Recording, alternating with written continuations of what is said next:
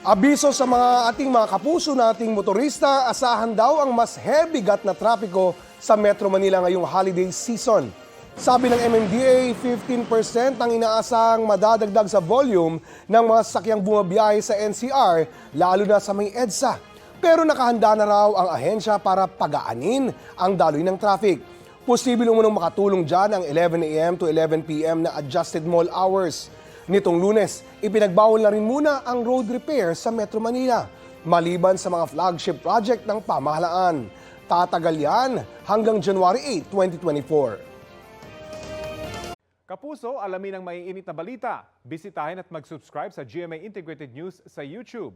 Sa mga kapuso abroad, samahan nyo kami sa GMA Pinoy TV at sa www.gmanews.tv.